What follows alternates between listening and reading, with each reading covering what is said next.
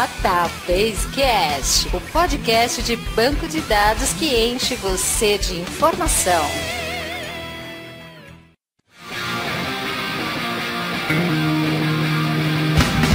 Olá pessoal, meu nome é Mauro Piquiliani e eu já tive uma HD de 30 MB que eu achei que era um máximo, que nunca ia conseguir preencher ela completamente. Oi gente, boa noite, é o Wagner Crivellini aqui. Hoje tem uma sopa de letrinha nova. Olá pessoal, aqui é o Marcelo Sinsic. Eu não conheço muito de hardware, aprendi faz 2 meses e vou tentar ensinar para vocês um pouquinho aí do que aprendi nessa uma semana.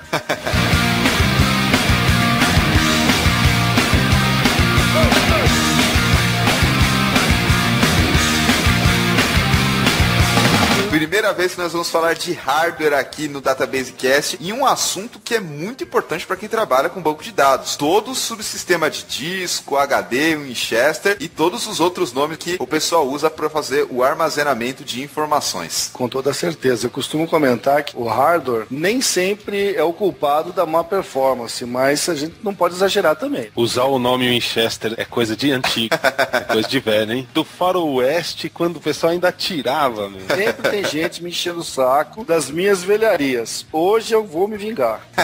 Tá certo. Realmente, o Winchester é muito antigo. Hoje em dia, o termo que se fala mais é HD, disco ou storage também. É isso mesmo. Hoje em dia a gente usa mais o nome storage ou HD. A gente não usa mais outros termos. Antigamente o pessoal usava muito HD, como você falou, Winchester, disco rígido. Mas agora a gente padronizou como HD e usa em português, em inglês, tanto faz o idioma, usa só HD. Aliás, se não me falha a memória, o Winchester era uma marca. É um negócio mais inapropriado ainda. Não só uma marca, como era uma espingarda. Tudo bem, mas além de ter um produto que também tinha o nome Winchester, tinha a marca de HDs Winchester. Winchester era um modelo, não era? Não tenho certeza, cara. Se eu não me falha a memória... Bom, eu era muito novo na época, gente, então eu não vou me lembrar dessas coisas.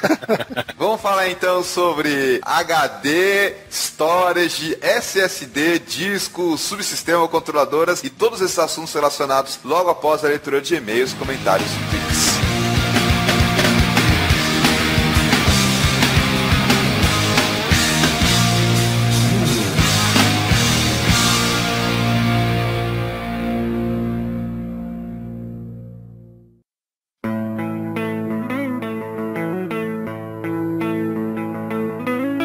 Wagner, vamos lá, fazer a interatividade com os nossos ouvintes, pegar o feedback deles em relação ao episódio número 22, Mercado para DBA. Você gostou desse episódio, Wagner? Com certeza, pelo que eu vi das nossas estatísticas, ele foi o mais acessado, recorde de comentários e que o pessoal mais interagiu com a gente. Falou de emprego, a moçada se agita. Realmente bombou o negócio. Tivemos vários comentários, como pode ver aí na página, tivemos muito e-mail e acho que a moçada gostou. Bom, queria agradecer todo mundo que nos ajudou a quebrar esse recorde de comentários, muitos e-mails também, repercussão no Twitter. E lembrar que, para entrar em contato com o Databasecast, você pode mandar um e-mail para databasecast@gmail.com, nossa conta no Twitter, @databasecast, e também não esqueçam de dar um like na nossa página do Facebook. Wagner, o que você separou aí de interessante pra gente? Eu vi que você interagiu aí com o pessoal. Como é que foi a repercussão, comentários dentro do eMasters? Nesse episódio eu procurei dar um pouco mais de atenção aí pra galera e à medida que o pessoal foi escrevendo, eu toda semana dei uma olhada aí pra ir respondendo. Mas pelo jeito o pessoal gostou, tem muita coisa interessante. Por exemplo, o Rafael Silva Souza comentou que gostou muito do programa, agradece a gente aí pelo trabalho, pela ajuda em achar um rumo pra vida. E ele comenta que o Databasecast mais o Grok Podcast e o Void Podcast eliminaram de vez as músicas do cartão de memória do celular. Opa, mais um ouvinte aí que tá percebendo que podcast é uma mídia que tá aí pra mostrar que veio, tá aí pra substituir a música, e é bom quando você consegue trocar um entretenimento por algo que agregue, por algo que dê conhecimento, como o nosso programa, Wagner. Exatamente, Mauro. Essa é a parte interessante da coisa. Legal. O que mais você separou aí de comentário, Wagner? Separei também o da Paula de Oliveira, uma uma moça comentando aqui, a gente precisa destacar que o nosso público feminino ainda está bem reduzido. Seja bem-vinda, Paula. Continue comentando aqui. Divulgue para suas amigas, para os seus amigos, colegas de trabalho, esposo, mãe, pai, irmão, irmã, para todo mundo. Então, e a Paula comenta que ela soube do nosso programa através de um colega de trabalho que passou o link para ela. E por uma extrema coincidência, a Paula foi colega de faculdade do Rodrigo Almeida. E ficou surpresa de vê-lo aqui fazendo o podcast com a gente como convidado. Obrigado, Paula. Muitos dos nossos comentários foram interessantes e isso é um destaque, porque em muitos podcasts que eu acompanho, eu vejo lá, logo que publica, sempre tem um cara que coloca first, primeiro comentário, sabe? Eu tenho orgulho de dizer que os nossos ouvintes não fazem isso, que eles estão além disso. Ou seja, o nosso público é um público, digamos assim, mais interessado e efetivamente não quer só aparecer lá nos comentários. Você já viu isso, Wagner? O cara chega lá e coloca first. Cara, isso aí era de Orkut, pelo amor de Deus, ainda bem que tá caindo em desuso. Eu, pelo menos, não tenho visto mais com a frequência que eu vi antigamente. E ainda bem que o nosso programa tem ouvintes que querem agregar alguma coisa nos comentários e participar da discussão e não só aparecer. Já que você leu os comentários, Wagner, vamos começar a falar um pouco dos e-mails. Também tivemos uma grande quantidade de e-mails, obrigados a todos que mandaram. E eu selecionei alguns aqui. O primeiro que eu coloquei aqui foi do Alan Oliveira. Ele fala que ele tem 22 anos, é estagiário em São Paulo. Ele começa com um e-mail dizendo: primeiramente, quero dar os parabéns pelo programa. Sou programador e não tenho nenhuma pretensão de trabalhar diretamente com banco de dados, mas acho a forma que vocês abordam os temas fantástica. Comecei a ouvir o Database Cast no episódio sobre PHP, por indicação de um amigo do trabalho, e desde então está na minha lista de tops podcasts. Olha que legal, Wagner. Que maravilha, cara. E continua dizendo: não pude deixar de escrever esse e-mail depois de ouvir o último cast sobre mercado de trabalho, pois me identifiquei bastante com a situação comentada por vocês. Problemas de recrutamento não são exclusividades do pessoal de bancos de dados, programadores também sofrem bastante com isso, principalmente quem está começando na carreira, como eu. É impressionante a quantidade de ferramentas e frameworks que são exigidas, além da própria linguagem de programação em vagas de nível júnior. É sopa de letrinha para deixar qualquer assustado. Aí é com você, Wagner. Você que adora sopa de letrinha? A gente até comentou isso durante o programa, mas a impressão que dá é que o cara que está escrevendo a descrição da vaga, ele não entende nada do que ele está falando. Então faz o seguinte, para não pecar pela falta, vamos no excesso. Aí tá com um monte de coisa, é sopa de letrinha mesmo. Fala sério. Ele termina aqui dizendo, então, continue com um excelente trabalho e um grande abraço. Obrigado pelo seu e-mail, Alan. Tem um e-mail aqui também do Maciel Portugal. Ele escreve assim: boa tarde, Wagner e Mauro. Conheci o Database Cast há pouco tempo, quando procurava podcasts sobre desenvolvimento web. Gostei muito do podcast e do assunto, principalmente o cast com o Void Podcast, que eu acompanho, e You Are Geeks. Sempre vi o banco de dados como não sendo tão importante quanto a aplicação. Com o podcast de vocês, estou mudando o meu conceito e estou cada vez mais interessado em aprender mais sobre o assunto. Continue o trabalho, parabéns. Abraço, Maciel Portugal. Pode ver aí, Wagner, que a gente conseguiu arregimentar mais um, hein? Rapaz, e deixa o pessoal dos primeiros episódios lá que a gente gravou com os programadores, se eles ouvirem isso, os caras descabelam. O programador começa a valorizar o banco de dados, os caras vão ficar doidos com nós. Mas é legal pra você ver que o pessoal tá curtindo e estão procurando se interessar mais sobre o assunto. Nossa, muito legal, isso é importante mesmo. Tem um outro e-mail aqui bem curtinho, do Vinícius Cruz Zamuner. Olá, boa tarde. Me chamo Vinícius e trabalho com banco de dados há 3 anos. Estou há 1 ano trabalhando com BI usando a ferramenta Pentaho. Estou gostando muito de ouvir as dicas e conselhos de vocês. Gostaria de sugerir um episódio somente sobre BI, envolvendo o resumo de tudo sobre esta área, incluindo Data Warehouse, ETL, Data Mining, Cubolab, etc. Abraço e boa sorte. Bem, Wagner, a gente já gravou um sobre OLAP. Estamos fazendo separadamente. Já gravamos um sobre OLAP, já gravamos um sobre Data Mining e vamos atendendo aí os assuntos de forma separada. Exatamente. O de OLAP foi um dos primeiros, inclusive. Tem outro e-mail aqui, Wagner, muito legal, também curto, do Anderson Antonice de Souza. Boa tarde, turma do Database Cast. Sou analista programador e há pelo menos 18 anos trabalho com todas as linguagens de desenvolvimento para web, assim como seus bancos de dados. Ouvi pela primeira vez o Cast 21 e achei fantástico. Meus parabéns pelo trabalho desenvolvido no podcast. Abraço a todos e serei um ouvinte assíduo. Opa, Anderson, seja bem-vindo aí. É sempre bom contar com os ouvintes novos, especialmente aqueles ouvintes que já têm uma boa experiência na área e comprovam que o que a gente fala aqui é algo importante e relevante, Wagner.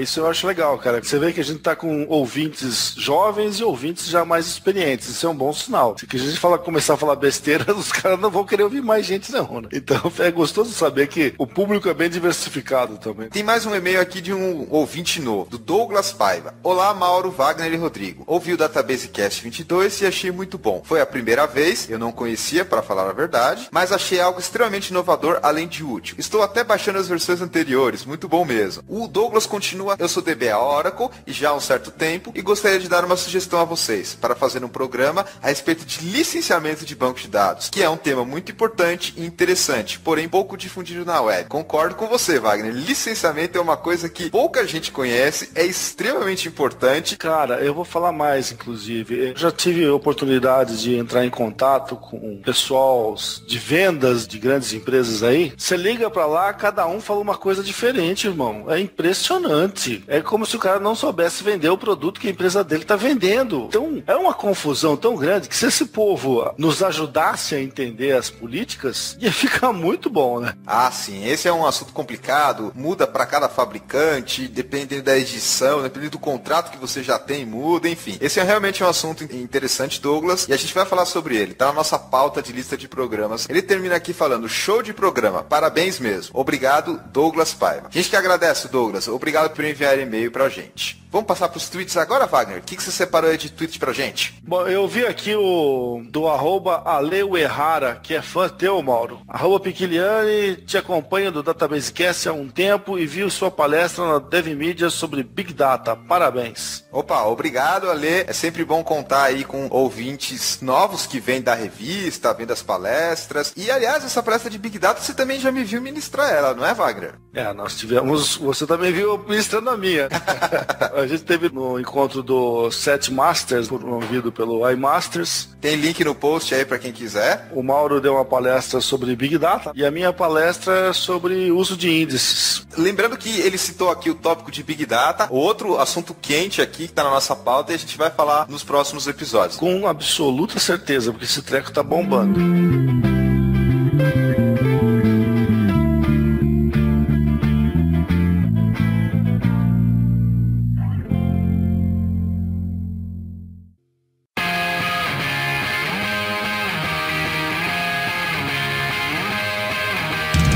Para a gente começar a falar sobre hardware e, em particular, disco, ou seja, o dispositivo de armazenamento fixo que a gente tem no computador, um overview geral, para simplificar, a gente pode separar dois componentes principais, ainda falando em desktop sem entrar em servidor. Um é o controlador e o outro efetivamente é o disco. Essa distinção é bem simples para o pessoal que está em casa entender, ainda falando em desktop. Mesmo desktop tem, apesar de que o controlador hoje ele é parte do próprio chipset, ele é parte do próprio mainboard, ela não é mais um componente à parte nos computadores domésticos, mas nos computadores de servidores, já que a gente pode entrar um pouco, a controladora não é nem mais no micro, né? Ela é externa mesmo. O storage que nós falamos, ele é externo, então a controladora fica lá nele e o que eu tenho no computador realmente é só uma comunicação. Então é bem diferente do modelo desktop que o pessoal usa, onde a controladora é embutida com um HD e no storage, na verdade, toda essa estrutura está fora da máquina física. Falando em termos de desktop, você tem essa separação entre controladora e disco, e no caso que você citou nos modelos mais recentes, a controladora já está lá na placa-mãe embutida, e no servidor tem os dois modelos. Tem um modelo onde a controladora e o disco junto no backplane, e tem o separado, que é o storage que você falou. Tem os dois tipos.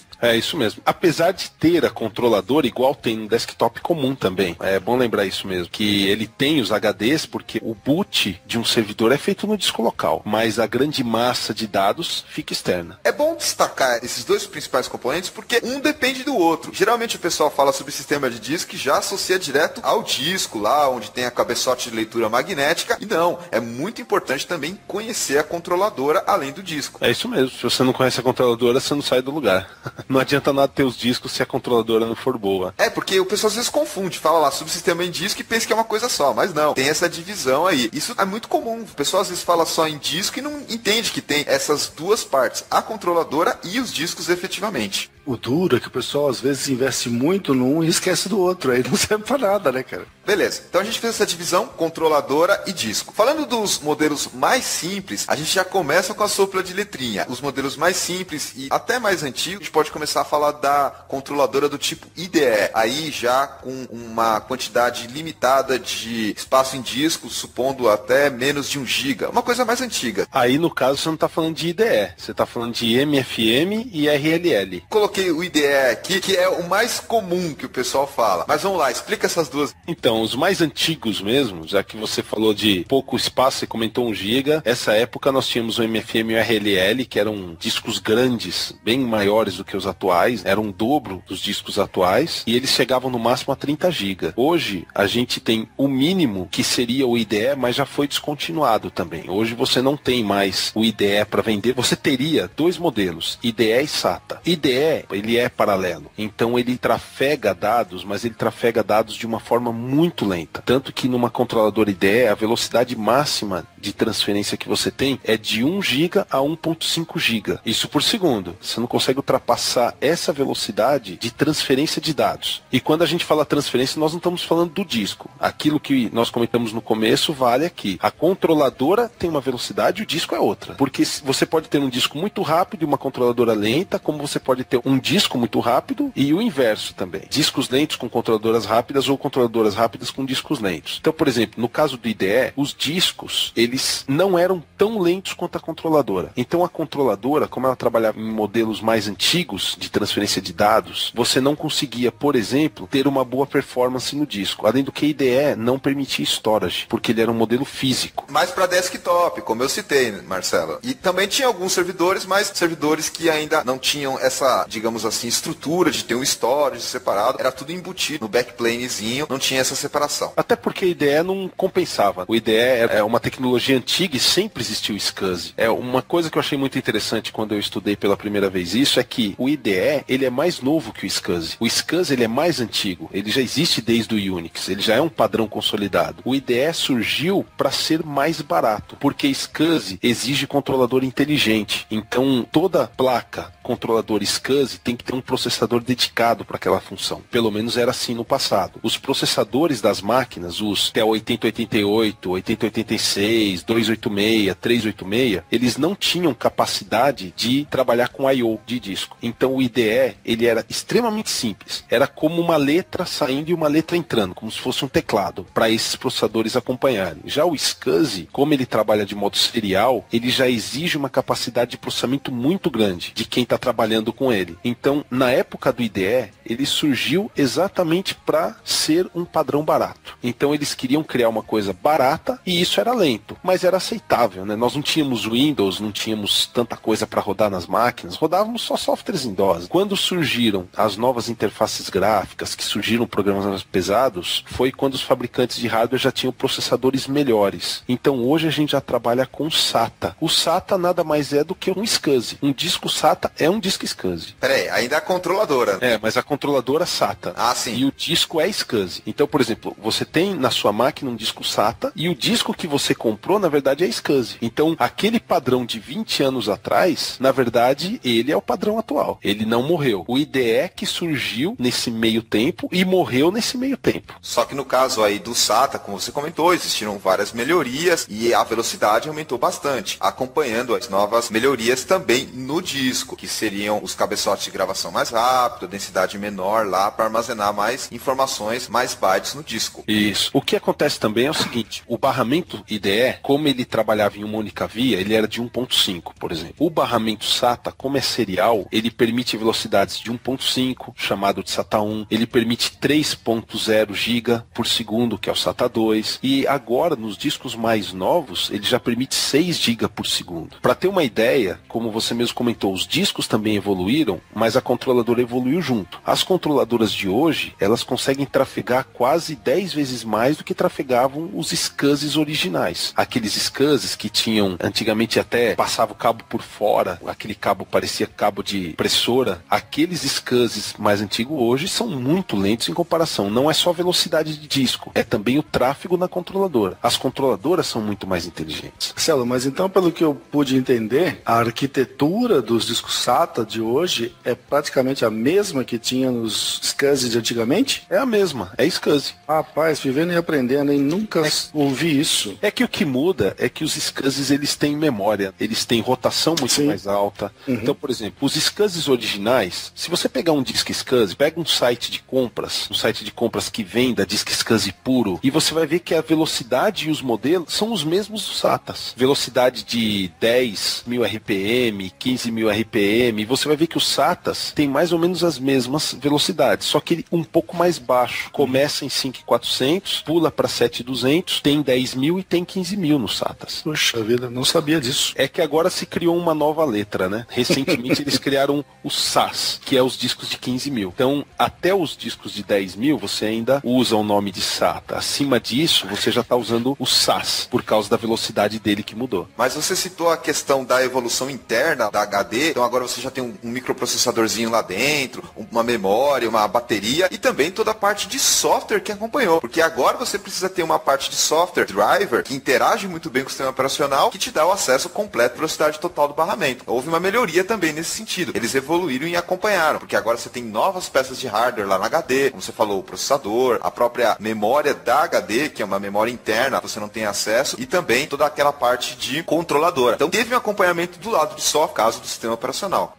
O sistema operacional acompanhou. Tanto é que teve algumas mudanças recentes em tamanho de bloco que fizeram com que todos os sistemas operacionais fossem mexidas. Porque com o aumento do tamanho dos HDs, que os HDs antigamente chegavam no máximo a 500 GB, você não tinha HDs maiores que isso. Com agora essa nova tecnologia que estão chegando com HDs até 2 TB, por exemplo, eles mudaram o tamanho de bloco também. Então o software está tendo que ser alterado para se adequar às novas funcionalidades físicas. No mundo do Windows, a gente teve essa transição do FAT32 para o NTFS. No mundo do Unix teve XT2, XT3 e outros que vieram para fazer o acompanhamento do volume das HDs. É nisso que a gente está falando aqui em termos de sistema operacional e também, óbvio, do driver. Está associado aí ao File System. Na questão do File System é interessante porque no FAT, quem é do tempo mais antigo vai lembrar que no FAT você só podia ter 128 arquivos por diretório. E você só podia ter 128 diretórios na raiz. E também uma limitação de tamanho da HD que o sistema operacional enxergava, da partição. 30 mega. Tinha 30 mega nos MFM-RLL e você tinha um limite de partição de no máximo... Agora eu não lembro mais o tamanho que era. Também está puxando, hein? Só pra gente citar, não precisa lembrar esse tipo de detalhe, Marcelo. Esse tipo de coisa eu não vou lembrar, mas já era bem antigo. Falar pro nosso ouvinte que existiu uma mudança no sistema operacional, na parte de software, para acompanhar as mudanças do hardware. Como você falou, as controladoras evoluíram, os discos evoluíram, maior quantidade de espaço de armazenamento, rotação, também a parte de colocar uma memória interna, a bateriazinha lá na HD, e houve uma contrapartida na parte de sistema operacional e também de drive. Então, eles estão andando mais ou menos juntos para você ter aí o melhor dos mundos, porque senão cai naquilo que você falou, o cara tem uma controladora mega rápida, mas um HD ruim e o sistema operacional não está acompanhando, não está dando acesso a esse tipo de coisa. Sim, vamos falar um pouquinho de como as coisas mudaram, rapidinho, sem entrar muito em detalhes, mas, por exemplo, controladora. Nós saímos de uma controladora que era embutida para uma controladora que é externa. Essa controladora externa, que era o SCSI, ela voltou a ser embutida agora na mainboard, então ela faz parte do chipset. Conseguiram embutir ela no chipset, o que já ganhou bastante velocidade. Hoje você tem controladoras muito mais rápidas que estão dentro dos storages, que tem, na verdade, processadores quad-core em alguns casos. Na parte dos HDs também. Os HDs mudaram muito a densidade, que é o que falam. Como que um HD do mesmo tamanho consegue ser de 320, consegue ser de 700, consegue ser de 1 tera? Porque mudou a densidade. Essa densidade mudou tanto que há 3 anos atrás, o cluster, a gente conhece muito como trilha e setor. O disco ele é todo quebradinho. E os clusters eram de 512 bytes. Os discos estão tão condensados que não era mais possível manter 512 bytes. Então eles alteraram o tamanho do cluster para 4K. Então todo aquele conceito que a gente tinha antigamente de formatar o disco com um clusterzinho, trilha e setor de 512 bytes, porque você tinha mais espaço, ocupação melhor, hoje já não é mais realidade, porque os discos já são de 4K. Senão eles não conseguiriam chegar a discos tão grandes. Isso foi uma mudança muito grande. Nos sistemas operacionais como o Windows, quem tinha o sistema operacional Windows não atualizado, até o XPCL Spec 2, não tinha atualização de cluster para 4K. E ele ficava extremamente lento, porque ele ainda gravava em bloquinhos de 512, sendo que os blocos de 512 não existem mais fisicamente nos HDs. Aí você tinha um problema que você, além de ocupar mais espaço, demorava muito para ler dados. Então você vê que tudo isso tem que realmente andar junto. Controladora, disco, sistema operacional, senão a velocidade não acompanha. Mudando um pouco o foco, Marcelo, e citando o fornecedor, era muito comum a gente ter isso separado. Um fornecedor providenciava o controlador e o outro HD. E aí o usuário final, no caso do desktop, até tinha um pouco de liberdade. Já no mundo do servidor, a coisa era um pouco diferente. Geralmente você já dava a solução completa. É um pouco assim ou eu estou enganado, Marcelo? Na verdade, continua. Por exemplo, em storages, você tem disco da Western Digital, você tem disco da Fujitsu, você pode ter discos de outros fabricantes, mas isso não é vendido para o cliente. Quando nós chegamos para um cliente e vendemos um storage, nós não falamos para ele a marca do disco, nós falamos o tipo, se ele é SATA, se ele é SAS, se ele é SSD, a rotação e o tamanho. Então a gente só fala isso, modelo, rotação e tamanho. A gente não entra mais na questão de marca, mesmo em micros domésticos. Você falando assim, você está querendo dizer, você, a empresa que você trabalha nesse tipo de solução. Isso, todas as empresas. Você vai comprar um storage, é assim agora, né? Tem que colocar no contexto que você trabalha em fornecer a solução completa para o cliente. Mas para quem está estudando, para quem está querendo se informar mais, tem essa possibilidade de entender que uma coisa é o storage e geralmente está junto, apesar de serem de fabricantes diferentes, EMC, Fujitsu, e aí você tem o storage já sendo vendido como uma solução completa, tudo embutido, em componentes que são fornecidos por fornecedores diferentes. Tanto é que às vezes queima um disco, você troca no hot swap, e aí você tem que pegar o disco daquele fabricante se você não tem a peça disponível, o spare part. Em alguns casos a gente já ignora isso. Por exemplo, se você falar de máquina, um RAID de software, como é o caso do Windows, se você faz um RAID pelo Windows, ou seja, um espelhamento de disco, eu tenho 2 discos espelhados, mas não feitos pelo hardware, feitos no sistema operacional, o disco tem que ser do mesmo modelo, do mesmo fabricante, do mesmo tamanho, mas um storage não, porque o storage, ele tem inteligência para que cada disco seja até de um tipo diferente. Então eu posso ter discos SAS misturados com discos SATA num mesmo storage. Então aí você já não teria esse problema mais de ter que buscar um disco que seja de um mesmo fabricante ou de um mesmo modelo, entendeu? Nem do mesmo tamanho precisa ser, na verdade. O storage aí encapsula esses detalhes para você, porque ele já está pronto, como você falou. Pode ter até um processador próprio e também um controle até interno dele. Mas acho que ficou um pouco claro agora que a coisa já fica bem diferente. Quando você tem a questão de um storage, você tem possibilidades diferentes de ter aquele servidor que tem tudo embutido, talvez até com um RAID. Concordo. Storage é um outro mundo, né? Muitas pessoas que estão começando e não conhecem pensam que dá para fazer assim, paralelo e trabalhar como se fosse uma coisa só. Mas não, tem aí um monte de conceito por trás e algumas diferenças práticas que você sente. A gente já citou algumas aqui, mas realmente é uma coisa que exige um conhecimento específico e também um pouco de experiência para trabalhar com o storage, que é o separado. E ali, se você for pensar em termos de rack, você tem que colocar umas 3 ou 4 U's separadas do seu backplane, porque ele age como se fosse um equipamento completamente diferente, apesar que ele não consegue trabalhar sozinho. Sem alguém para usar os dados que estão lá, não vai adiantar muito você ter um, né? Exatamente. Tem muita evolução e isso acompanha aí a densidade de componentes que o pessoal põe em processador, lei de Moore, e todo aquele aspecto também está envolvido aí no que diz respeito a disco. E a gente também não pode esquecer das evoluções da controladora, também da placa-mãe, do barramento, toda aquela parte de agora em 64 bits, e isso acaba afetando também todo o subsistema de disco, que notavelmente é considerado a parte mais lenta de um sistema como um todo, porque é a parte física que existe, com exceção da nova tecnologia, SSD. O pessoal que não conhece, conhecer que nós temos 3 tipos de disco. Nós trabalhamos hoje com disco SATA, mesmo em storage, tá? Isso tanto faz ser storage ou ser uma máquina, standalone, a máquina que você tem em casa. Nós trabalhamos com disco SATA, que é o mesmo disco que você tem no seu notebook e que você tem na sua máquina em casa. E às vezes até tem no iPod, no antigo iPod também tinha. É, o antigo iPod, verdade. Aqueles players da Philips tinham também um HDzinho. Eu, que era um player também, tinha um HDzinho. O Zune tem um HD. O Zune também. Esses são os discos SATA, que é disco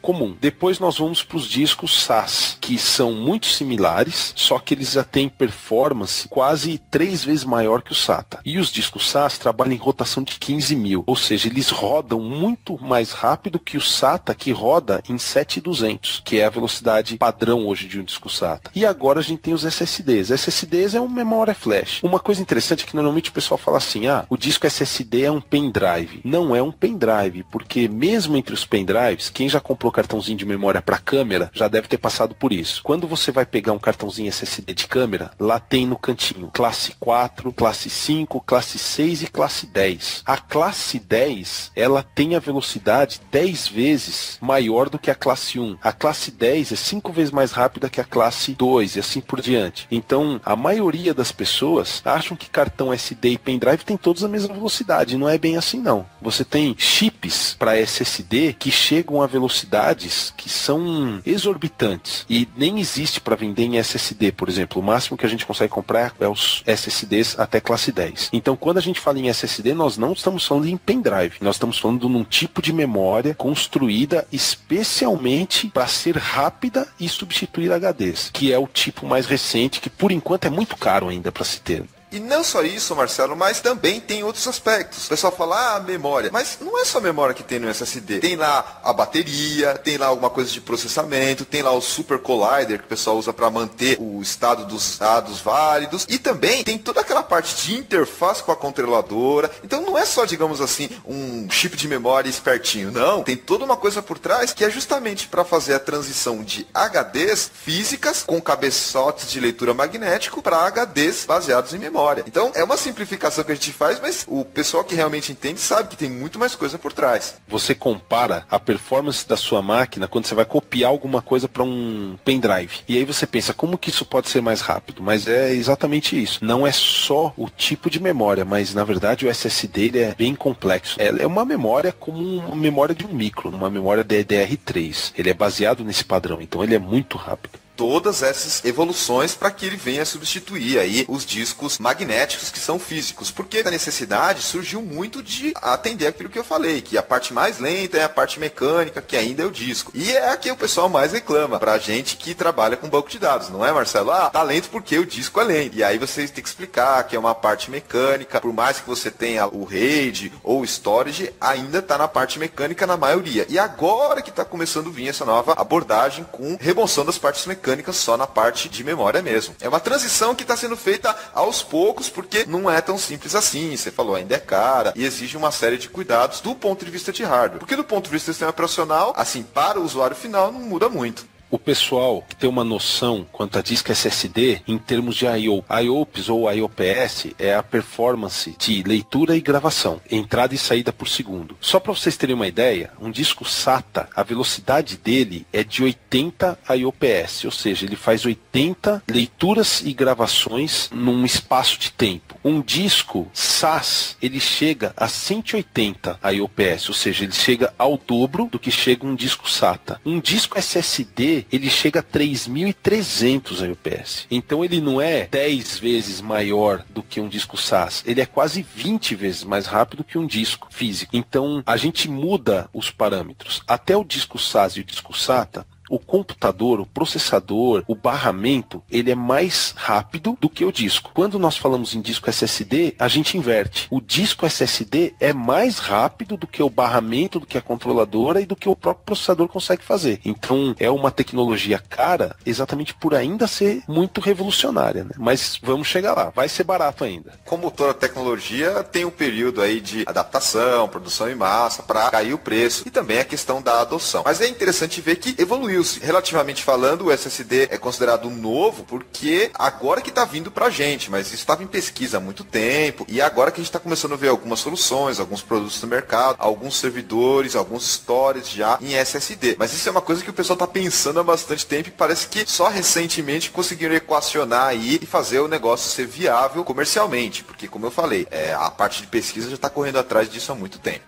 O que o mercado fez? Os fabricantes de hardware, eles fizeram o seguinte: criar um storage só de SSD não é viável, porque os discos SSD, eles não ultrapassam 300 GB. Ainda não é possível ter discos maiores do que 300 GB. Então você teria que ter um storage com muitos discos para chegar num espaço bom. E o preço dele é muito alto. Enquanto num disco SAS você paga, por exemplo, $1.000, num disco SSD do mesmo tamanho, por exemplo, 300 GB, você vai pagar quase 4 mil, 5 mil dólares. O que os fabricantes de storage começaram a fazer? Eles criaram os storages híbridos. O que são os storages híbridos? Você tem alguns discos SAS, alguns discos SATAs e alguns discos SSD. E os storages passaram a ser inteligentes. Então o que eles fazem? Quando eles notam que determinada porção de dados é muito utilizada, ele migra esse dado para os discos SSD e pega o que estava nos discos SSD e joga nos discos SAS. Quando ele vê que o que está no disco SAS é pouco utilizado e o que está no disco SATA é muito utilizado, mais utilizado, ele inverte de novo. Ele pega o que estava no disco SATA, joga no disco SAS, pega o que estava no disco SAS e joga para o SATA. E ele vai categorizando o dado. Então ele sabe, olha, esse database ele é usado muito mais do que o outro database. Então o database A, joga ele nos discos SSD e o database B vamos jogar no disco SATA. Então hoje, essa é a tecnologia que eles estão utilizando, que a gente chama de virtual storage. Você não sabe em que discos o seu dado está. Antigamente, vocês devem lembrar disso, quem já mexeu com storage, que você tinha que ir lá e dizer assim, eu quero criar um RAID com disco 1, 2, 3, 4, 5 e outro RAID com disco 6, 7, 8, 9. Você tinha um pouco mais de controle. Isso. Quando você trabalhava lá no softwarezinho do próprio fabricante de storage, você tinha um pouco mais de controle. Você dizia os discos. E não só isso, você dizia características do seu RAID também, algum tipo de detalhe, quais são hot swap, para você montar lá a sua solução. Você tinha que fazer o design disso do ponto de vista de storage. Você chegou a fazer isso também, Wagner, ou não? Poucas vezes, mas eu lembro dessa história. Você dizia qual disco vai para cada lugar. Então você ainda tinha um pouco de controle, digamos assim. A gente que tinha que pensar, agora a gente tem que confiar. Agora você não pensa mais. Você diz para ele o seguinte, tá aqui meu storage, vamos chutar 10 tera e divididos em diferentes tipos de disco. E eu só digo para ele o seguinte, eu quero um drive de 1 tera, eu quero um outro drive de 2 teras, um outro drive de 5 tera. E quem vai colocar isso no SAS, no SATA ou no SSD, se tiver também no storage, é ele mesmo, mediante o uso daquilo, mediante o uso daquele drive que você criou, daquela LUM que a gente chama, né, que são as divisões feitas no storage. Então essa tecnologia fez com que os storages ficassem muito mais rápidos, muito mais eficientes. E mais inteligentes também, de forma transparente, porque para o desenvolvedor ou para o pessoal de infra, isso é completamente transparente. Ele vai lá, como você falou, você só coloca lá as LUMs, separa mais ou menos os tamanhos e vamos que vamos. O resto é com ele. É assim que a gente trabalha hoje. A gente só define hoje mesmo o tamanho da LUM e o resto deixa que ele se vira. O que eu acho interessante é que a gente costuma achar que os nossos bancos de dados são muito inteligentes em administrar as estatísticas de uso e os cambal. E a gente não para pensar que os controladores estão fazendo isso também por conta própria. É um negócio muito interessante. Está evoluindo bastante e a gente pode notar que o storage, em particular, é um equipamento que está evoluindo bastante. Eu lembro que quando começaram a falar as primeiras ideias de agora a gente vai falar um canal de fibra ótica entre o computador e o storage, o tal do Fiber Channel, eu falei, nossa, realmente está melhorando muito esse tipo de aspecto, porque realmente era onde tinha gargalo, o pessoal chama de bottleneck, seria o pescoço da garrafa, de realmente tem um problema de desempenho. Então começaram a vir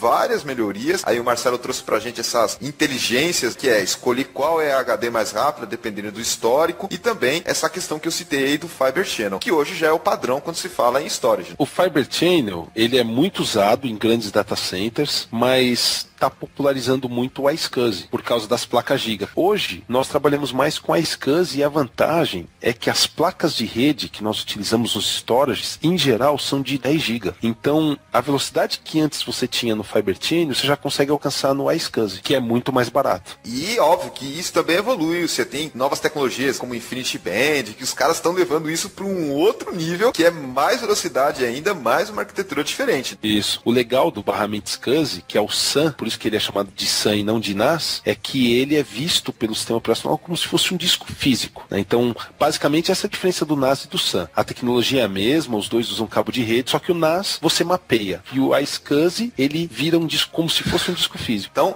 é importante destacar que o storage, ele tem todas essas características que a gente falou e, a princípio, o trabalho com ele é só via a administração de um softwarezinho. Estou muito atualizado em relação aos softwares, mas eu imagino que hoje você deve ter, tipo, um servidorzinho web lá, como se fosse um roteador que você acessa ele, ou você, de alguma maneira, trabalha com a interface dele. Mas como é que é essa parte de administração? Você consegue acessar via o computador, ou, como eu falei, é um servidorzinho web? Como é que funciona o trabalho de quem quer dar alguma manutenção, ou mesmo monitorar como é que está o uso do SaaS? Ou, às vezes, até uma biblioteca, um WMI, alguma coisa assim? Você tem os dois. Você tem a interface web, por exemplo, a linha Equalogic, no caso da Dell, a linha dos Equalogics é via web. Você tem lá um softwarezinho que você faz tudo pela web. É, tipo um roteadorzinho Wi-Fi que eu falei. Isso, tipo um roteador Wi-Fi. Você tem também o software físico. O software instalado, ele é mais rápido, né, na interface, mas você tem as duas. Hoje é muito fácil, mas ainda é uma coisa especializada. Nós atendemos muito clientes, por exemplo, que o cara compra o hardware, compra o storage, vai lá, configura tudo e as coisas não dão certo. Aí não dá certo, fica lento, cai, mas é porque existe uma jogada de se trabalhar com storage, que é como que você configura os pares, que é como você configura a afinidade, porque ele tem várias placas, aí você tem que saber configurar as placas de rede. Então, trabalhar com espaço, criar LUN, que é o que você, eu, o Wagner faz no dia a dia, é ir lá no storage criar uma LUN, isso aí é bem facinho de fazer, você faz via web. Agora, a parte de configurar a controladora, que placa fala com que placa, que servidor que fala com que LUN, essas coisas, isso a gente deixa pros caras que só fazem isso porque eles se especializam mesmo, senão sai coisa ruim. Geralmente do próprio fabricante, correto, É, Marcelo? Fornece o profissional e o serviço para esse tipo de trabalho. É isso mesmo. Vou te dar um exemplo bem típico. Nós temos um cliente, ele comprou todo o hardware, comprou todos os servidores, comprou todos os storages. Aí ele falou, eu não vou comprar serviço do fabricante, porque o fabricante é muito caro, eu mesmo sei, eu fui lá na interface, é facinho criar. Beleza. Aí ele tinha vários storages em cascata. Um deles queimou uma placa, queimou a controladora. O certo nos storages é como eles têm duas controladoras, quando uma controladora queima, ele usa outra. Só que no caso dele, ele tinha configurado errado os IPs. Nossa. Não tinha os IPs certos. Aí o que aconteceu? Todos os storages caíram, todos os servidores perderam conexão. E sabe aonde foi o problema dele? No switch, que é uma coisa que pouca gente lembra. Quando você tem uma rede iSCSI, você tem um switch só para ela. E se aquele switch não estiver bem configurado, todo o seu ambiente vai cair o dia que um cabo de rede for solto. Então, por exemplo, hoje numa implementação de storage, o que a gente faz? A gente não usa o switch que o cliente já tem. A gente usa um switch separado, só para rede de dados, que aí evita esse tipo de problema. Então, storage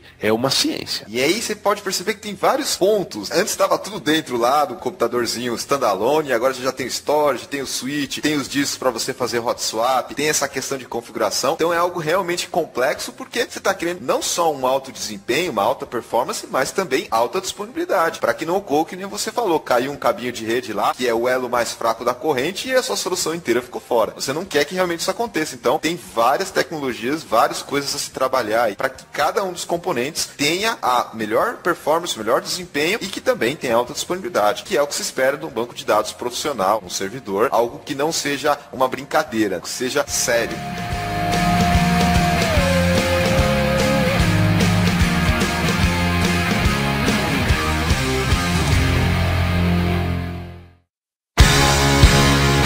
Vamos falar de RAIDs.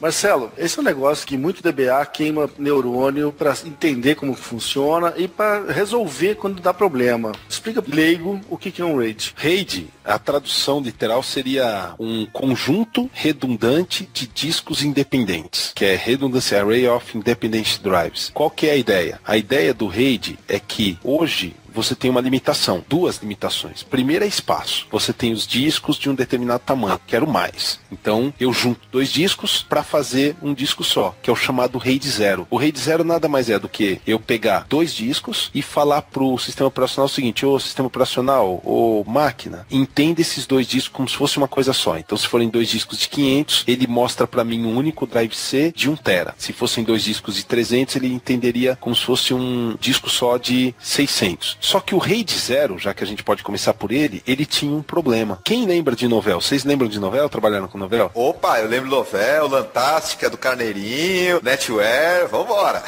Novell, o sistema operacional do Novell, ele trabalhava com um volume. E o volume nada mais era do que uma soma de discos. Não tinha RAID nenhum de redundância. Ele era simplesmente uma soma do espaço de todos os discos que tinha no servidor. Quando dava pau em um disco, você perdeu tudo que tinha dentro dele. Lembrando que esse RAID que você está falando aqui é uma configuração que você faz antes de formatar, antes de colocar o file system e antes de fazer a partição. É algo um pouquinho antes que você faz, geralmente através da BIOS, antes de carregar o sistema operacional, em alguma coisa nesse sentido. Ou seja, vem um pouquinho antes de você efetivamente enxergar no sistema operacional. Você até pode fazer os RAIDs pelo sistema operacional. Por exemplo, RAID 0, RAID 1 e RAID 5 dá para fazer via sistema operacional. O Windows, desde o 2003, já faz. Porém, nós sempre falamos para nunca se usar. É, exatamente. Essa é a recomendação. Fazer por hardware hardware e não por software. Isso. Porque o que acontece? Imagina que você vai lá, pega 3 discos e junta como se fosse um só. E quem está controlando isso é o sistema operacional. Se der pau no disco, como é que o sistema operacional vai subir para resolver? Quer dizer, você não tem como... Excelente pergunta.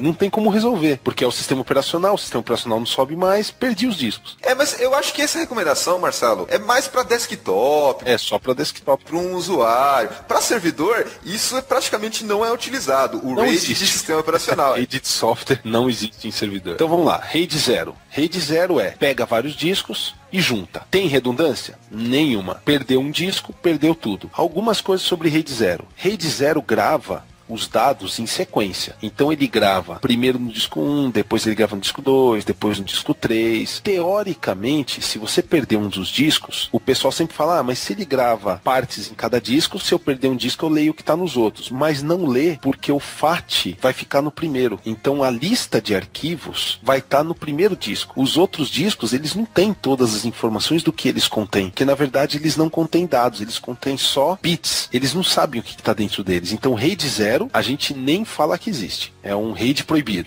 É o RAID proibido, muito bom. Alguém vai fazer um funk disso, funk do RAID proibido. É isso. Cara, quando alguém falava de recuperação de dados em RAID 0, eu falava que ele usa a tecnologia sit and cry. Senta e chora, amigo, porque já era.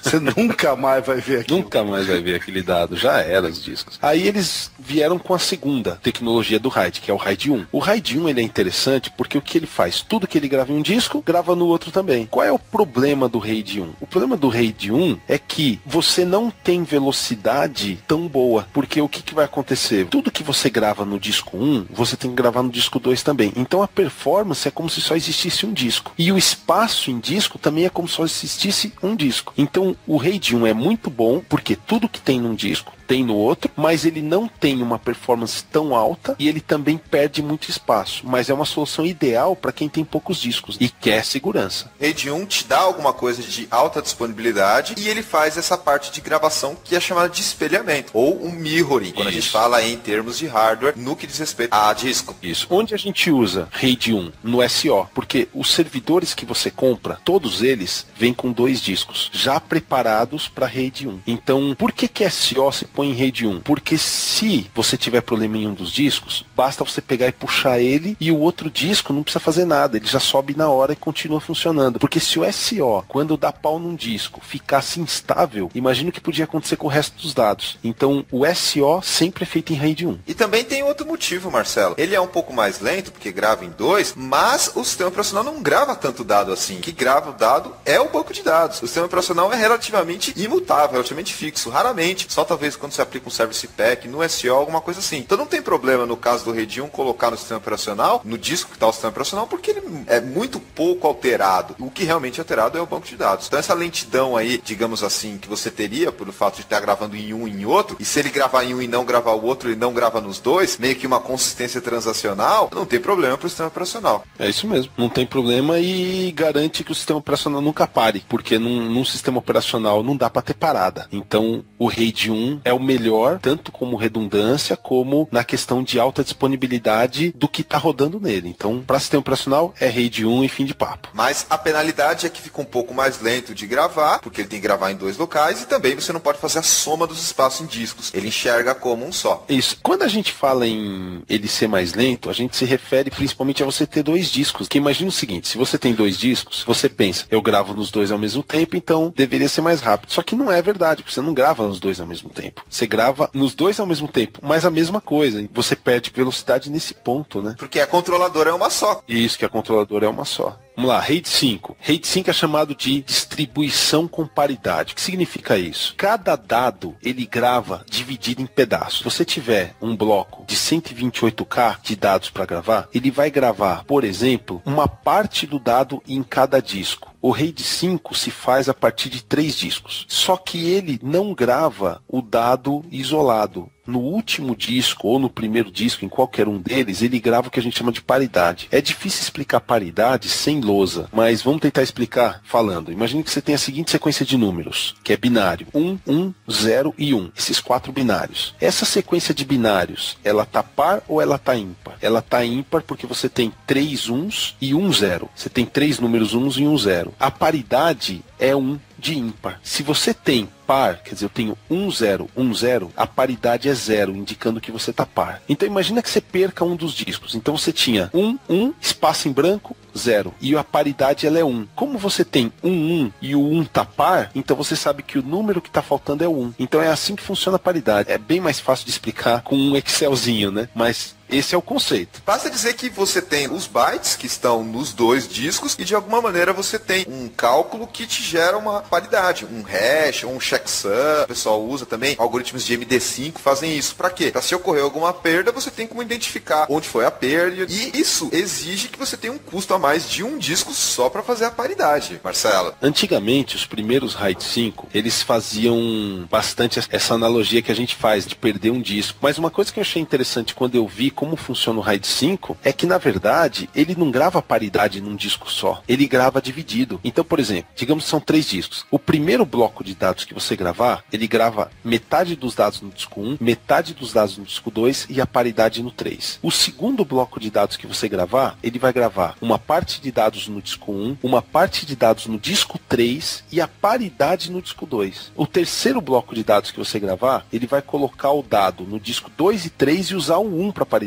Então a paridade, ela não está sempre no mesmo disco. Eu imaginava isso. Por que não? Por que a paridade não pode ser sempre o mesmo disco? Então se eu tenho lá 3 discos, o primeiro e o segundo tem os dados e o terceiro é de paridade. Por um motivo muito simples. Se eu perder um dos discos, eu tenho que remontar ele inteirinho. Se a paridade, ela está dividida entre os discos, eu só preciso remontar 66% da informação, porque eu não perdi tudo que era informação. Eu não tenho no disco 1 100% de informação, no disco 2 100% de informação e no disco 3 só paridade. Eu tenho 1/3 da paridade em cada um. Quando eu colocar um disco novo, ele não vai precisar reconstruir o disco inteiro, ele vai reconstruir só 66%. Quer dizer, vai ser 1/3 mais rápido. E se você pensar em um RAID de 10 discos, ele vai ter que reconstruir só 10%. Cara, eu nunca pensei nisso. Se o disco de paridade fosse um só, você teria que sempre estar reconstruindo um disco inteiro. Com certeza. Essa separação, ela faz sentido porque se você colocar tudo num só, se falhar um só, você tem que construir tudo. Agora, a possibilidade de falhar 2 ou 3 já é um pouco diferente. Então, tem um pouco esse sentido de pensar na probabilidade da falha e aí você separa a paridade. Isso, antigamente a gente usava bastante o RAID 10, né, que é o RAID 0 mais 1. O que é o RAID 0 mais 1? Era um storage, e aí você tinha outro storage igualzinho. Então você duplicava. Hoje a gente trabalha muito com RAID 50. O que é o RAID 50? O RAID 50 é, em vez dele usar um disco de paridade, ele usa 2. A paridade é duplicada. Por que isso? Você comentou um RAID 5 de 10 discos. Num RAID 5 de 10 discos, digamos que eu perca 2. Aí não tem como voltar. Num RAID 5 eu só posso perder um disco. No RAID 50 eu passo a ter 2. Só que uma coisa legal é o seguinte, os discos aumentaram tanto em tamanho que hoje eu já consigo ter um RAID de, por exemplo, 10 tera usando 10 discos. Então eu uso o RAID 50. Duplico a paridade. Então eu passo a ter 2 discos de paridade. Então em 10 discos, 2 são paridades e 8 são de dados. Esse é o RAID 50. Para resumir, Marcelo, se você tem um RAID 5, um RAID 50, você em algum momento está trabalhando com essa ideia de paridade, que Isso. é o necessário para você fazer a reconstrução quando ocorrer falha. Pode ser que essa paridade esteja separada, como você falou, toda quebradinha, pode ser que tenha uma própria redundância da paridade em mais de um disco, como você falou, mas em algum momento ela está por trás. Isso, você tem que pensar assim. Se você tem poucos discos, exemplo, 5, 6, 7 discos, você usa RAID 5. Se você tem mais do que isso, você usa um RAID 50, onde 2 discos são de paridade. Se você tem muito mais que isso, exemplo, você tem 50 tera, você tem 50 discos de 1 tera. Nesse caso, você ter um RAID 5 com 50 discos é muito arriscado, porque pensa bem, o RAID 5 só protege um disco. Então, fica arriscado em 50 discos. O que a gente faz nesses casos? RAID 10. Quer dizer, você espelha o teu RAID. Então tudo varia conforme o número de discos que você vai ter. E óbvio que isso também influencia no custo, porque o disco e controlador não é barato. Mas só lembrando, essa questão de rede que a gente comentou, Marcelo, você pode implementar no storage ou no standalone. Óbvio que em geral você usa storage, como a gente já falou anteriormente, mas também dá para implementar no standalone. No caso aí do RAID 5, no mínimo 3, que você falou, e geralmente o RAID 5 números ímpares que o pessoal usa para separar, e pensando ainda nessa ideia de um para paridade e os outros para dados. Mas, como você falou, na prática, no fundo, quando você vai ver, realmente é tudo misturado. Você não tem controle nenhum disso. Isso, não existe um disco só para paridade. Engraçado que isso foi passado para nós durante muito tempo. Um disco é para paridade. Enxergo da seguinte maneira, foi passado pra gente para facilitar o aprendizado, para tornar mais simples. E para calcular espaço. Exatamente. Já é meio complicado você entender a paridade do jeito que ela é e ainda você falar, não, agora a paridade não tá no sol, tá tudo misturado, aí fica mais difícil de entender. Eu não diria isso, eu diria que é mais vendável, mais fácil de você vender se o seu cliente entender o que você está vendendo. Então é melhor não entrar em muito detalhe, senão a coisa desanda, cara. Ah, é verdade. Mas por trás tem muita coisa que às vezes a gente aprende de um jeito e na prática é um pouco diferente, porque o cara quer ter desempenho, como você falou, menos tempo de recovery, tem que montar menos paridade e esse tipo de coisa. São os truques aí que o pessoal de hardware e também o pessoal de software tem para efetivamente ter diferencial de mercado ou mesmo um menor tempo de downtime. Isso. Vamos falar um pouco de performance de cada um então, já que a gente está falando de banco. Então vamos lá. RAID 1, a gente já tinha comentado dele. Ele tem boa redundância, mas a performance não é boa. RAID 5, ele tem muito boa performance. Por quê? Como o dado está sendo dividido em pedaços, o mesmo dado, ele é gravado parte no disco 1, parte no disco 2, parte no disco 3. Então a performance dele é boa, porque você tem o dado dividido em vários discos. Então você não tem um único disco, você tem vários. Porém, ele tem aquilo que nós estávamos comentando agora. Você tem uma possibilidade de quebra de disco, então você tem que ficar deixando discos de spare. Você tem que ter discos de redundância para ele poder ter garantia de que o dado vai estar lá. E o RAID 10? Ou RAID 0 mais 1? Quer dizer, você tem um RAID 0, lembra da história do RAID 0? Só que um pouco diferente nesse caso, eu gravo o dado dividido nos discos. Então o que eu faço? No caso do RAID 10, eu gravo um dado, um pedacinho em cada disco, e eu tenho lá, por exemplo, 10 discos. Então eu gravo um pedaço em cada disco, 1/10 do dado em cada disco. Ou seja, eu tenho a velocidade dos 10 discos ao mesmo tempo, o que é ótimo. Só que aí eu tenho um problema, eu não tenho redundância. Se eu botar redundância, eu passo a ter lentidão, porque vocês mesmos comentaram dos algoritmos que são usados em certificados e assim vai, para criar a paridade no RAID 5. O que acontece? Vocês concordam que tem que ter alguém pensando isso? Alguém tem que pegar esse dado, calcular a paridade, grava aqui, grava ali, põe isso aqui, põe isso ali, que é a controladora, mas alguém tem que fazer. No RAID 10, não. Eu gravo nos discos sem me preocupar com paridade, sem me preocupar com nada. Eu simplesmente pego o dado e gravo um pedacinho aqui, um pedacinho ali, um pedacinho ali, um pedacinho ali, um pedacinho ali. Não tem inteligência nenhuma na gravação. E o que você tem nesse caso é o paralelismo. E o paralelismo. Que ele está gravando ao mesmo tempo. É o trade-off que o pessoal chama, o balanceamento. Se de um lado você tem desempenho por causa do paralelismo, que está gravando tudo junto, de outro lado você tem a perda de desempenho porque é redundância e fazer o cálculo da paridade. Isso, no caso do RAID 5, eu teria essa questão da paridade. No caso do RAID 10, não. Só que aí o que acontece? Como você dividiu o dado, você fica sem segurança. Então, você precisa de um outro storage igualzinho, com o mesmo tamanho, que fica fazendo a duplicação dos dados. Por isso que o RAID 10, ele é altamente performático, quer dizer, ele é muito rápido, só que ele é mais caro, bem mais caro que os outros. Porque se eu tenho 10 discos, eu preciso ter 20. 10 para gravar os dados e mais 10 para ter a cópia dos dados. Só que aí vocês imaginam o seguinte, se der pau, a recuperação de dados é muito rápida, na verdade é imediata. No RAID 5, quando eu perco um dos discos, eu perdi as paridades, então ele precisa reconstruir o dado, ele precisa recalcular para descobrir o que foi perdido. Já no RAID 10 não, o que eu tenho em um eu tenho no outro. Ah, deu pau, vai lá, tira o cabo de um storage, liga o outro storage, tá tudo funcionando. Isso quando não é automático, às vezes não precisa nem tirar o cabo. É automático. Ô Marcelo, vamos falar bem honestamente, considerando inclusive custo-benefício, você não considera que o RAID 10 ainda é uma melhor opção? Em custo-benefício, sim. Ele é caro. É muito caro, mas o benefício é monstruoso, cara. É. Além do que dá para fazer cluster geográfico, porque você pode ter um dos storages bem observado, aqui em São Paulo e o outro storage no Rio de Janeiro. E eles estão se duplicando. Você não consegue ter cluster geográfico com RAID 5, RAID 6. É verdade. Lembrando também, Marcelo, que essas são recomendações gerais que a gente dá baseado num contexto geral. Agora, cada cenário pode exigir um estudo mais detalhado para saber se vale a pena usar o RAID 10 ou o RAID 5. É meio complicado você dizer que isso é o tipo de coisa bala de prata, apesar de ter um custo alto, porque depende muito do cenário. Você tem que analisar, por exemplo, se o banco tem mais leitura, mais gravação, toda aquela parte da transaction log. Então, essas são dicas gerais, mas cada caso exige uma certa atenção para ver o que é melhor para cada cenário. Sim. Normalmente a gente recomenda RAID 10 para ambientes muito grandes. Não tem outro jeito. Não adianta você querer usar RAID 5, né? Aí você vai usar um RAID 10. Mas ambientes menores, você vai usar um RAID 5, né? Que é mais barato, usa menos discos, tem boa performance. Quer dizer, o RAID 5 seria o nosso feijão com arroz. É o que a gente usa o tempo todo. O RAID 10 seria o nosso filé mignon. E o RAID 0 é... tipo, linguiça. Comida embolorada.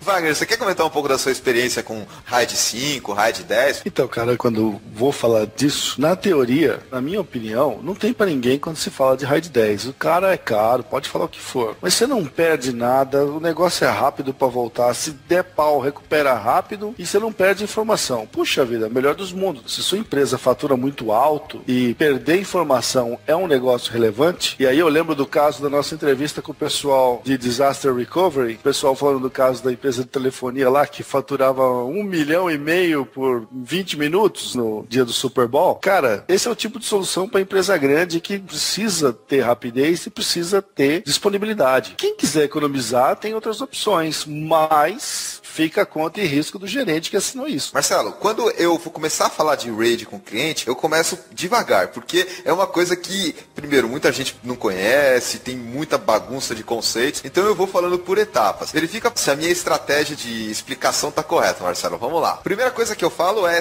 aquilo que a gente já falou, tem rede de software e rede de hardware. Uma coisa é uma coisa, outra coisa é outra coisa. Fuja do rede de software. Esse é o primeiro ponto que eu já gosto de deixar claro. É bom já começar por aí. Isso aí é a premissa. A gente não faz rede por software mais. A gente nem fala que tem.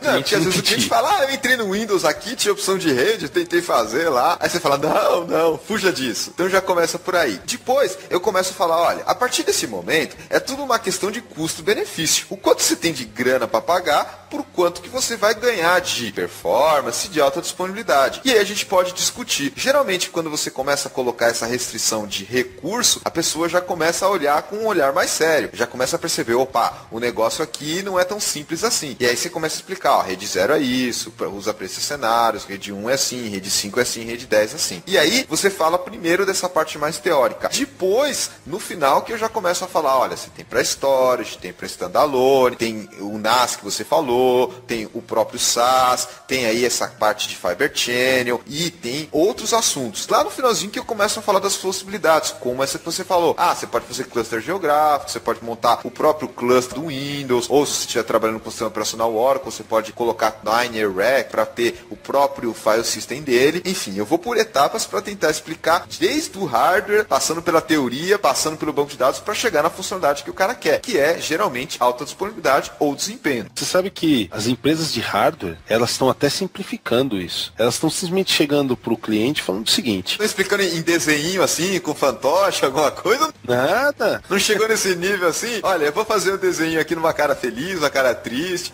Eles estão fazendo assim, ó, nos últimos casos que eu já vi. Quanto de espaço você quer? Ah, eu quero 10 tera. Qual é o tempo de recuperação que você precisa nesse dado? Ah, eu posso perder um disco? Ah, posso. Então, beleza, eu vou te vender um storage de tanto de capacidade. Eles nem chegam a dizer, às vezes, quantos discos tem, sabe? Tipo de RAID. Fica tudo que meio que na definição do espaço. Porque, às vezes, você explica o RAID para um técnico, que nem para nós. Mas as vendas de hardware, elas estão começando a subir e estão se tornando assuntos já de gerência. E esse cara nem sabe o que é um RAID. É notável destacar que já estão tendo uma preocupação melhor com essa questão de explicar, até de vender, propaganda, porque é um assunto confuso e é um assunto que mexe com o pessoal de infra e o pessoal de banco de dados. E às vezes até desenvolvedor. Se bem que é mais raro você encontrar um desenvolvedor que consegue chegar nesse nível de detalhe. Geralmente é o pessoal de infra e o banco de dados lá com o DBA. Porque é um assunto que mexe bastante com hardware e acaba afetando o sistema operacional, acaba afetando redes, acaba afetando a disponibilidade do que está lá por trás, do seu servidor como um todo. Vou até te falar da minha sensibilidade a esse respeito. Eu acho que o assunto está subindo aí na hierarquia dentro da empresa, porque esse assunto é muito discutido no dia que acontece um desastre. Aí a casa caiu, amigão, tem que ver em quem que vai botar a culpa. Então, o pessoal está tirando do seu da reta e botando para cima. Eu falei, ó, você não quer pagar, então você participe e você compre.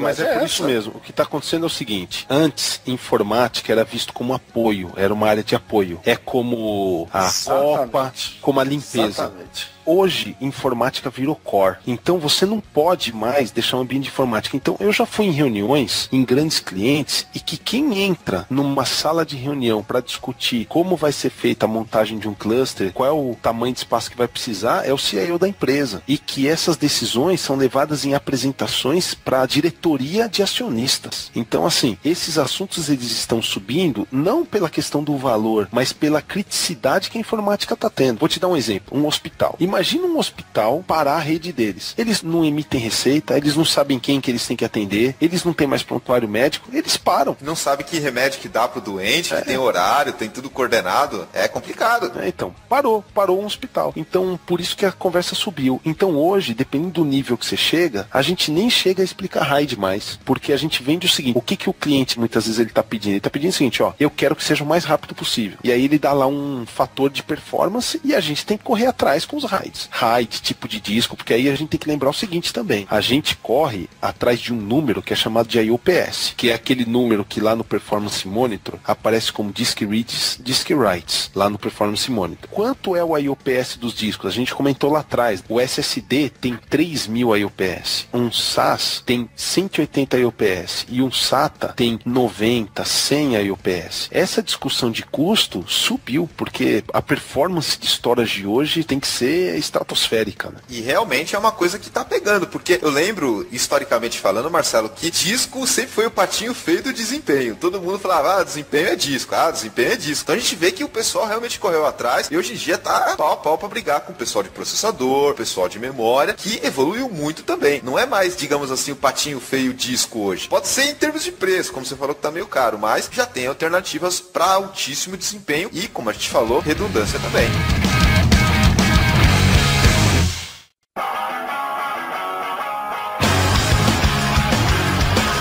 Nesse último bloco, pessoal, vamos falar agora sobre algumas situações inusitadas que a gente já passou por causa de disco, ou controladora, ou próprio RAID, enfim. Quando a gente sente que a gente está sendo sacaneado pelo disco que falhou, pela controladora, e infelizmente acontece, porque como eu já citei, atualmente a maioria das soluções de disco ainda é mecânica, por mais que você tenha os storages, com exceção do SSD, obviamente, mas ainda é a peça que mais está falhando do ponto de vista de hardware como um todo. Vamos lá, Marcelo, você tem alguma história aí inusitada de trabalhar com disco, ter que repor, de situação que você se sentiu traído pelo hardware?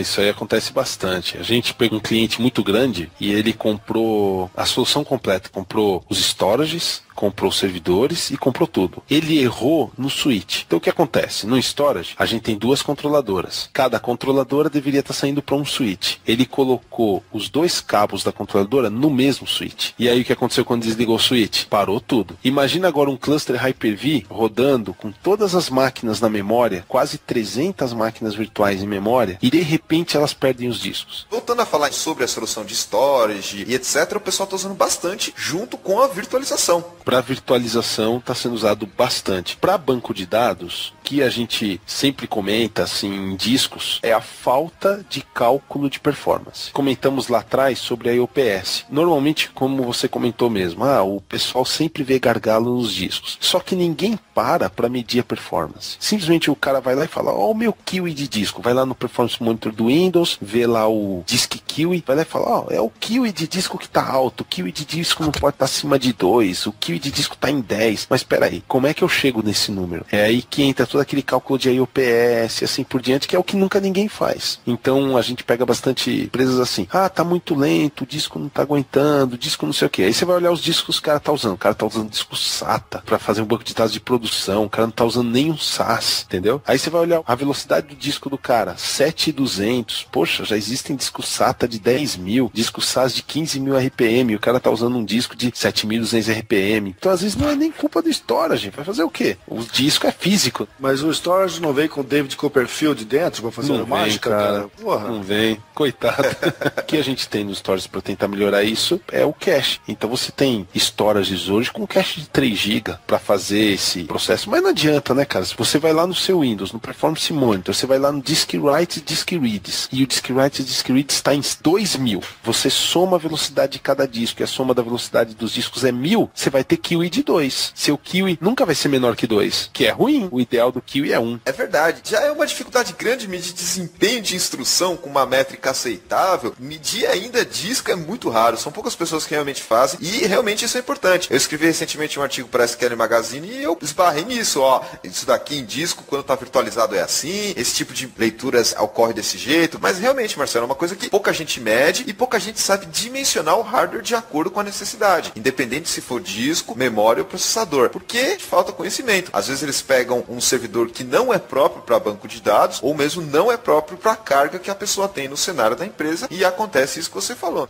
O que a gente vê bastante é isso. Você chega pro cara e fala assim, você quer performance? Ah, quero. Ah, então eu vou te vender disco SCSI. Puxa, SCSI é a palavra mágica. SCSI é o... É o abracadabra do negócio. É o abracadabra. Puxa, os discos são SCSI, como que é lento? Mas, SCSI, o disco que eu tenho no meu notebook é SATA. SATA é SCSI. Quer dizer, não diz nada. Aí o cara fala assim, o que eu preciso é de espaço. Quando a gente fala em storage, o cara pensa numa palavra, espaço. Porque é da própria tradução. Storage é de armazenamento, mas tem um conceito por trás da palavra. É igual trabalho. Quando a gente fala o que é um bom trabalho, a pessoa não pensa se a empresa é legal, se o chefe é legal, não, ela pensa em salário. Em benefício. Benefício e salário, que ela pensa é salário, é benefício, vale transporte. Agora, mas a história é essa, o pessoal pensa em espaço, tem que ser SCSI. Mas, cara, não é só isso, não é simplesmente isso. Você tem que olhar a performance do disco, o disco é individual. Aí entra o RAID também. Somar a velocidade individual de cada disco para chegar numa performance aceitável, né? Eu vou até um pouco mais longe, Marcelo. Eu falo como em arquitetura da solução como um todo, envolvendo hardware, envolvendo software, envolvendo rede, envolvendo esses componentes que tem que ser bem pensada, bem planejada e que infelizmente a gente não tem encontrado consultoria, conversando com o pessoal. A arquitetura como um todo envolvendo esses aspectos, envolvendo as tecnologias, porque senão vira isso que você falou, o cara taca lá uma sigla tipo SCSI ou o SSD, que é o novo SCSI, você fala, o pessoal,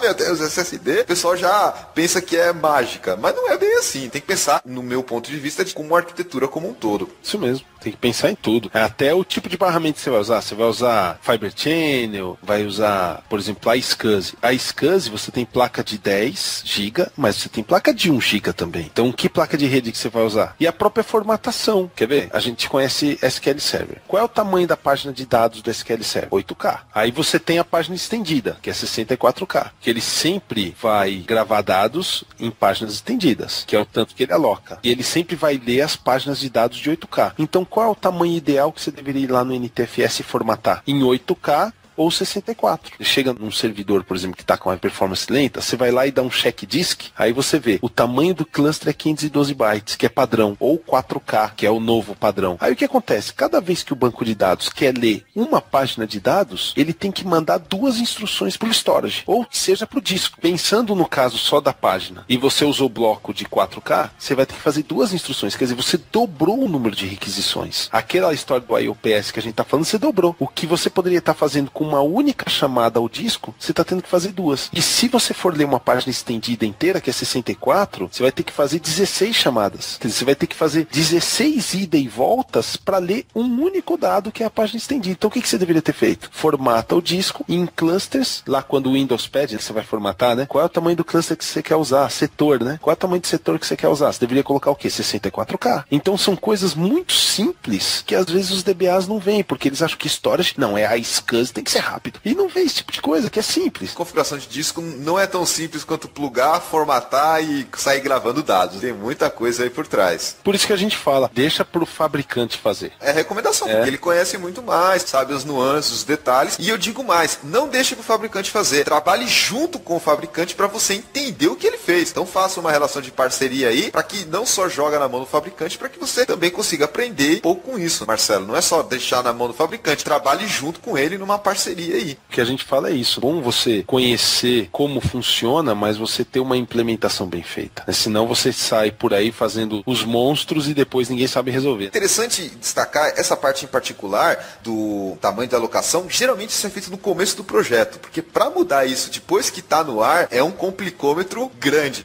Você tem que formatar o disco, é tirar tudo de dentro dele, botar tudo de novo e já viu. E isso não é muito fácil em sistemas de produção, que você tem janelas de manutenção pequenas, que você geralmente já está no limite ali do seu disco, e para você fazer essa movimentação de um para o outro é muito complicado. Wagner, você já sabe que dar manutenção e trocar o pneu com o carro andando é difícil. Tenho formação de engenheiro e nós estamos falando aqui, eu estou vendo um monte de conceito de projeto de engenharia para fazer uma definição bem feita da coisa. E a gente vê muito nego aí que simplesmente acha que é empilhar as coisas, bota uma em cima da outra, faz um hack, sei lá, e vamos que vamos. Cara, tem tanto detalhe, tem tanta nuance, tem tanta coisa para se preocupar que precisa de um profissional ali por trás. É uma coisa que a gente precisa, como participante profissional da área, para pensar e convencer nossos gerentes a terem uma postura um pouco mais conservadora em relação a isso. Não é padaria que sai qualquer coisa toda hora. E nesse aspecto que envolve o hardware, é tão difícil, pelo menos eu sinto isso, porque é uma coisa que, às vezes você tem os caras de hardware que não falam com os caras de software, que não falam com os caras de banco de dados. E nesse tipo de cenário que a gente está comentando aqui, tem que trabalhar junto. E, às vezes, fora da empresa, com o fabricante, como você falou. Tem que ter aí uma compreensão que são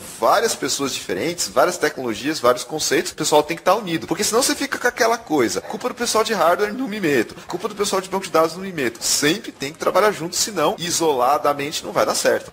Porque uma coisa que vai acontecer é o seguinte, quando nós trabalhamos com software, trabalha com banco.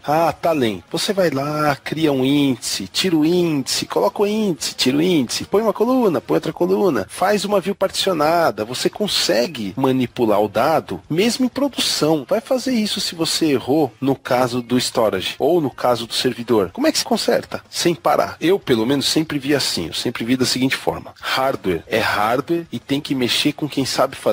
Eu não me meto a trocar uma pastilha de freio do meu carro, mas eu me meteria a ir lá e mexer em todo o meu ambiente, mexer nos discos, mexer na memória. Então eu acho que é bom o pessoal ter a noção de como as coisas funcionam para ele não se deixar ser levado por aquela compra fácil. Mas é importantíssimo nesses casos que envolve hardware que você tenha um auxílio de alguém que conheça muito. Não que seja o fabricante, mas alguém que conheça muito, porque quando dá um problema de hardware para resolver é muito difícil. Está na hora da gente ter as nossas considerações finais. Vamos lá, Wagner, quais são as suas considerações finais do nosso episódio? O que você achou? O que você recomenda para o nosso ouvinte que quer começar a se aventurar um pouco ou que quer aprimorar os seus conceitos? Bom, para o ouvinte que gostou da história e quer se aprofundar, eu recomendo que se aprofunde mesmo. Como eu falei, pela conversa que nós estamos tendo aqui com o Marcelo, você está vendo que isso aqui não é padaria, um negócio não sai assim, pãozinho quente toda hora. Tem que ter um projeto, tem que saber o que está falando e tem que entender das coisas que estão aí por trás. Eu escrevi há uns tempo atrás no meu blog lá da BM Academic, o meu blog chama Database e BI, sobre a era da informação. Meu ponto de vista ali que eu estou justificando é que, na minha opinião, a gente está vivendo a era da informação porque alguém, em algum lugar, conseguiu fazer com que a gente pudesse gravar informação, muita informação, a um preço muito barato. As coisas evoluíram de uma tal forma que nós chegamos onde a gente está, o que era inimaginável há 60 anos atrás. E, na verdade, era a data comemorativa do lançamento de umas fitas magnéticas que a IBM lançou em 52, que revolucionaram o mercado na época. Parece brincadeira, mas eram umas fitas que tinham, se não me engano, eram 2 mega de capacidade e era uma caixa de 450 quilos. Hoje em dia a gente está vivendo um mundo diferente, graças a Deus, mas a gente tem que fazer as coisas bem feitas e pensar muito para aproveitar o que a tecnologia nos oferece. Marcelo, queria começar agradecendo aqui pela sua participação no programa. Gostamos muito da conversa, foi bem esclarecedora e abriu espaço para você colocar suas considerações finais para quem quer trabalhar com essa parte de disco ou para o pessoal que tem um banco de dados e quer fazer alguns estudos. O que você recomenda para o pessoal em linhas gerais, no que diz respeito à controladora, disco, rede, recursos também para quem quer estudar? Quanto a estudar, eu já te diria o seguinte, é um problema, porque as empresas hoje tem esse dado muito fechado. Então, seja qualquer fabricante de hardware, os dados são muito fechados. Então, o que a gente costuma fazer? Quer aprender como isso funciona, quer aprender hardware, começa por Tannenbaum, né? Sistemas operacionais de Tannenbaum, que aí você começa a ter a noção de como a coisa funciona.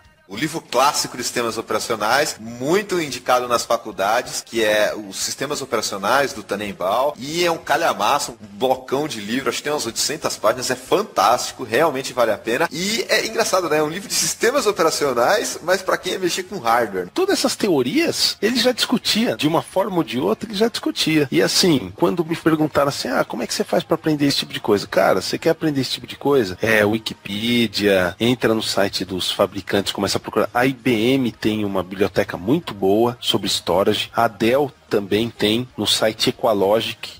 Tem um link aqui junto com a publicação do episódio. Então, no site da Equalogic, a Dell ela tem vários manuais sobre como funciona, como configura. É bem interessante. Eles têm até um emulador. Para quem quiser brincar com isso, lá no site da Equalogic, eles têm um emulador de storage, em que não que ele vá funcionar como se fosse um storage em si, mas você consegue fazer toda a administração de um storage na sua máquina. É bem interessante. Quem quer ver como é que funciona, mas isso infelizmente, aprender esse tipo de coisa é muito difícil, porque é um equipamento muito caro. É a mesma coisa que chegassem pra nós antigamente e falar, vai lá, vai aprender mainframe, pega aí o meu mainframe e vai brincar no meu mainframe.